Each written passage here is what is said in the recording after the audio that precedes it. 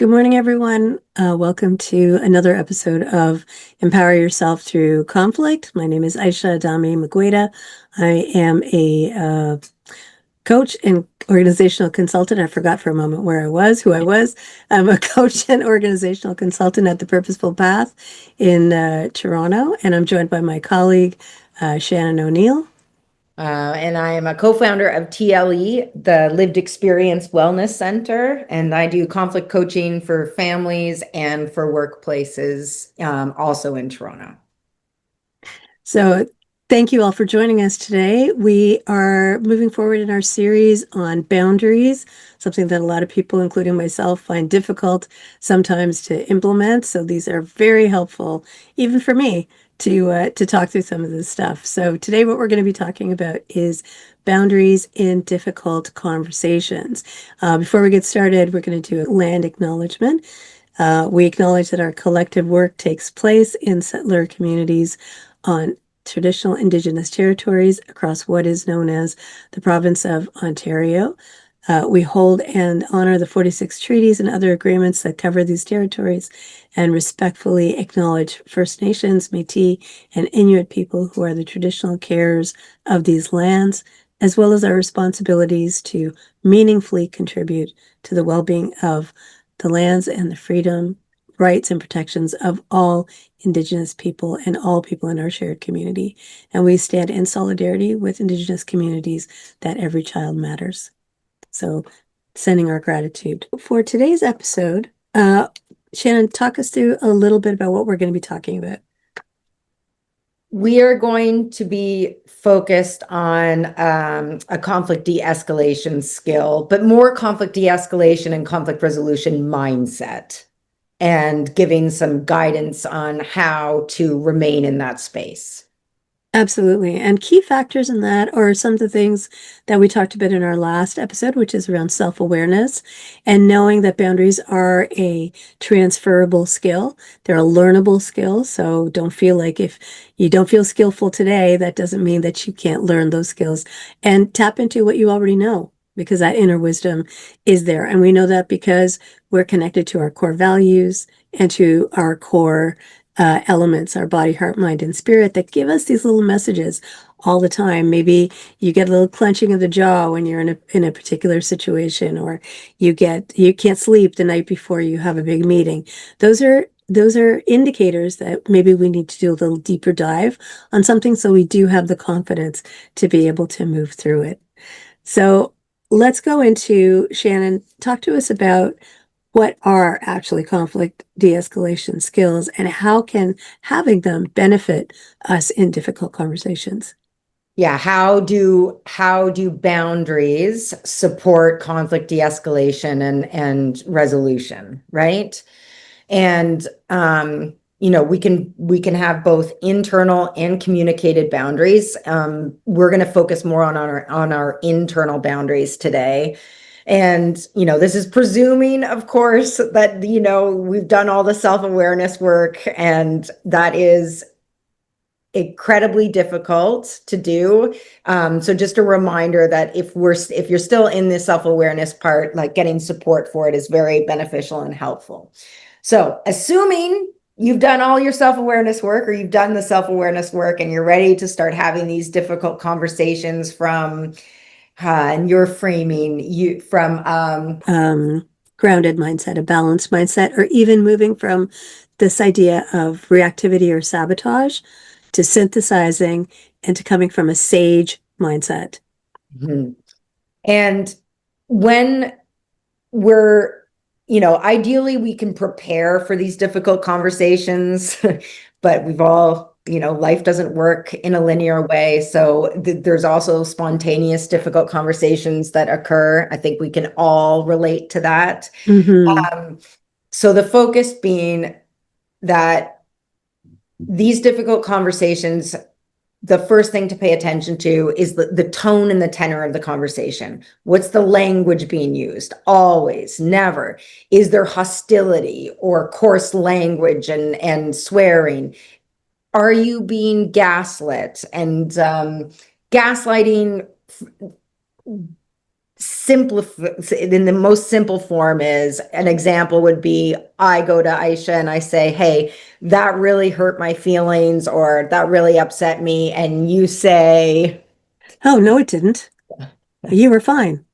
What's going on? you're too sensitive, Shannon. Yeah, that's My right. my favorite. Yeah. So the tone and tenor, right? Identifying the tone and tenor. The next is this conversation about the laundry list of grievances that have occurred over the last 10 years and over the centuries of our relationship together, and another thing, and another thing, and another thing. Those conversations are not from the resolution mindset. So, as an example of a boundary that I have, when it gets to that, that is when I stop the conversation or find a way to compassionately stop that behavior.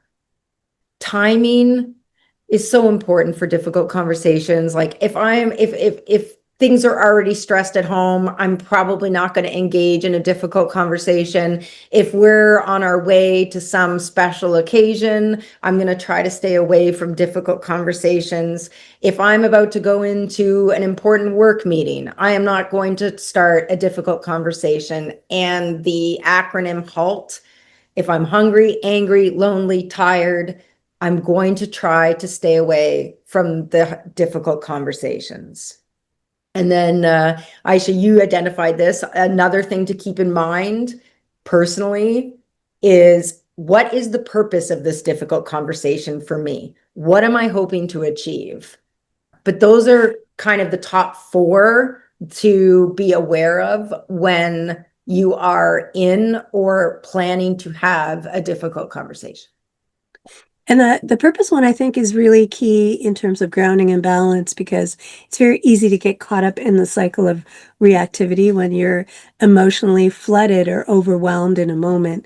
You're having a conversation, somebody is throwing a laundry list of things at you. They're like, well, you did this and you did this and you did this, and 5 years ago you did this. And you just feel like all of a sudden you're like in defense mode. And you lose that connection with why you're in that conversation when you can stay connected to that purpose, which is, I want to have an open dialogue with this person. I want to figure out what the issues are, and I want to see if we can work through them. It's that grounding that takes us from that place of defensiveness to be able to articulate that and keep the conversation on track. We can try, and it may not work, but I want to be in myself able to hold myself accountable to why I'm in that conversation. What is the purpose that I have? I don't want to be derailed in that conversation by someone else's emotional state. So having purpose is one of those things that keeps us grounded in the moment. Yeah. Yeah. And you might get derailed, Yeah, right? And that's true. Yeah. that's why it's even more important to like be able to go back to, wait a second, I'm working at, this is what I'm hoping to achieve out of this conversation. And there are skills, because like this is the balance. Not everybody has as many skills for difficult conversations. And as we start on this path and we get more skillful, we'll notice that maybe others, that's not a skill set they have. And next week or next month when we talk, we'll talk about the skills to be able to get both of you back on track, ideally.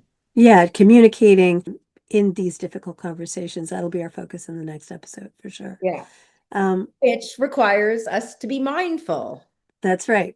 Absolutely requires us to be mindful. And so when we're talking about mindfulness, what are we talking about? Mindfulness is the implementation of your self-awareness about yourself, your self-awareness about things like your capacity. What is your capacity in any given moment? If someone is coming at you full on with complaints and grievances about the relationship, do you have the capacity in that moment to be, for example, compassionate? Maybe you do, and maybe you don't.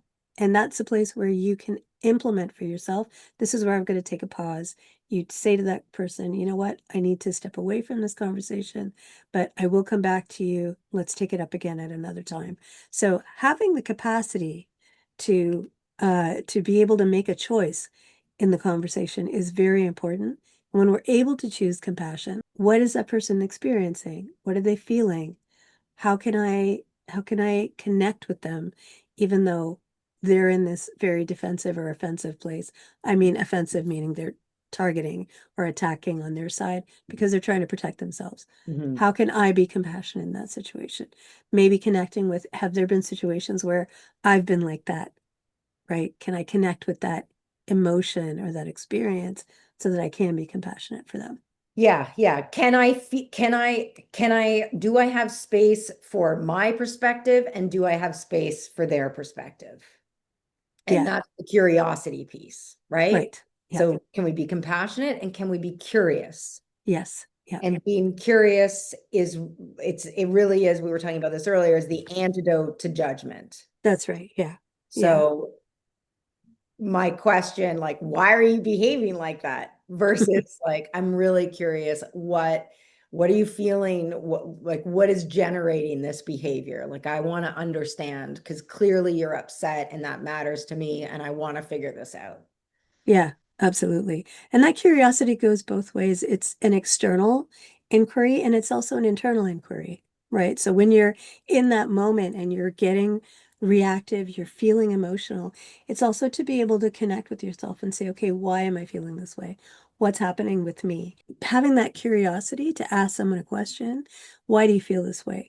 Why are you, how come you feel like this issue wasn't resolved? Or how come you're bringing this up again? Or, how come you didn't talk to me when it first happened? Whatever that is, it's to be able to do the external inquiry and also to be managing the internal inquiry as well. And the same holds for compassion, Yeah. right? Mm.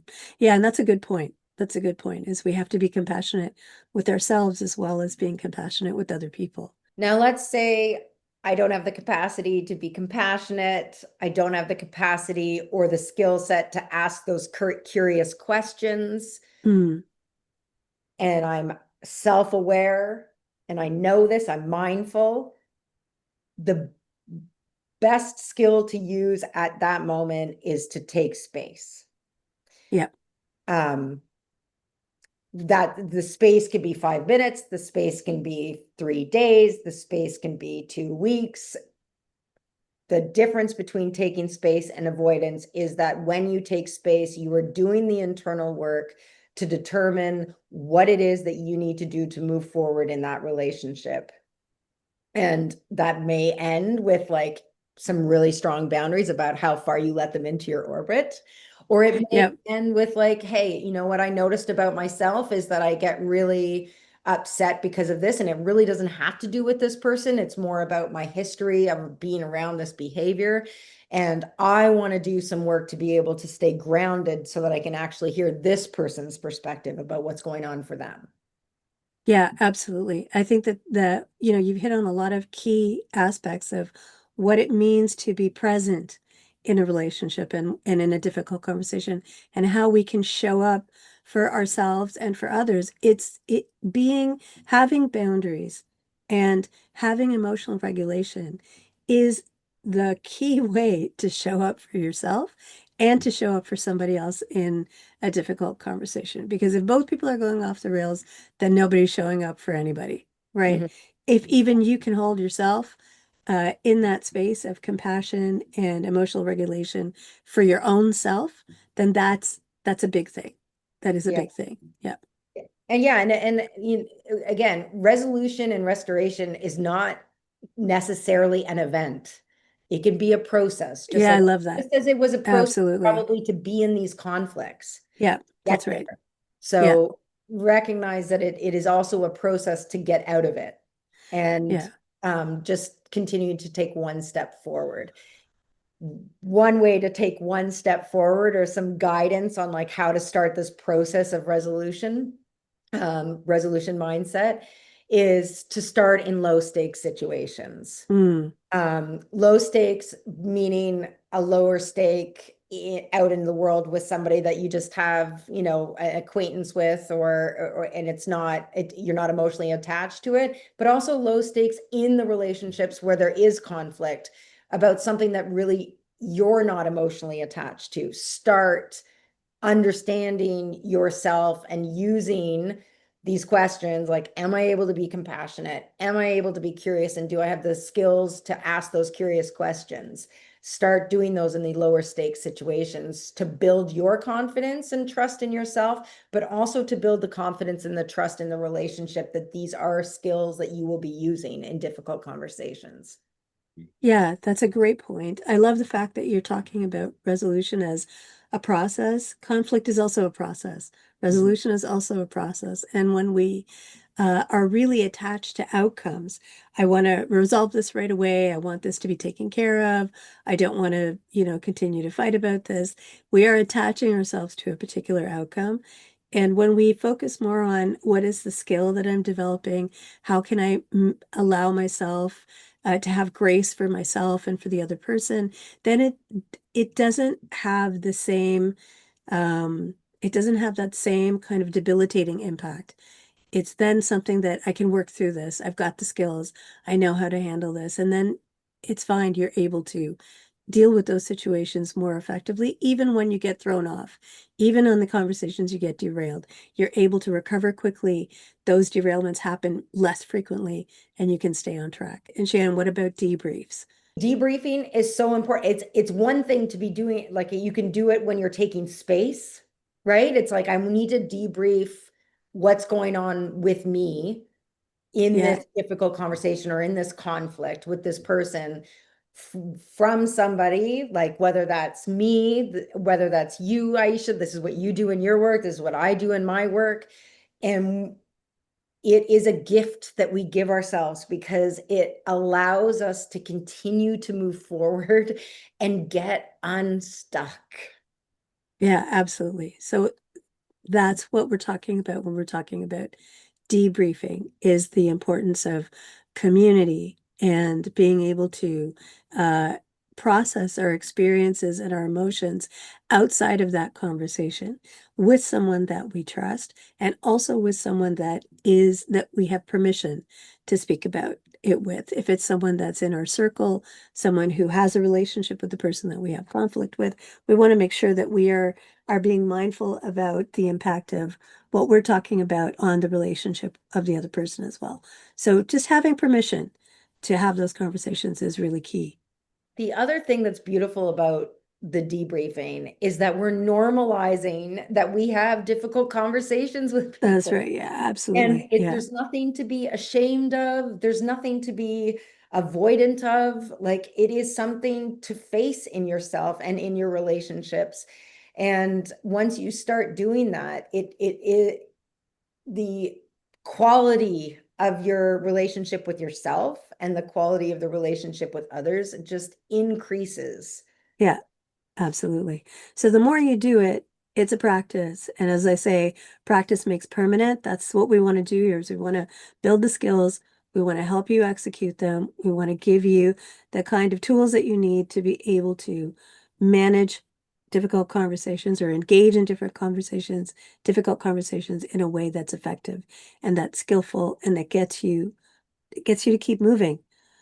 Mhm. Just keep moving through it. And that's a big thing. Yeah. Okay. Shannon, thank you so much, as always, for your wisdom and for your guidance. And thank you, everyone, for being with us. We will return for the last episode of Empower Yourself Through Conflict in November. And then Shannon and I are going to take a little break in the December month, and we'll be back again in January. And in November, we're going to be talking about Shannon Communication skills in conflict, difficult in conversation. conflict. Yeah. Yeah, absolutely. So please drop your comments, any questions you have in the comment section below. There's a description as well if you want to get a hold of Shannon and I. We are happy to chat with you and talk about your needs and getting yourself even more leveled up for conflict and to move through it with skill and effectiveness. So take care, everyone, and we'll see you again in November. Bye bye.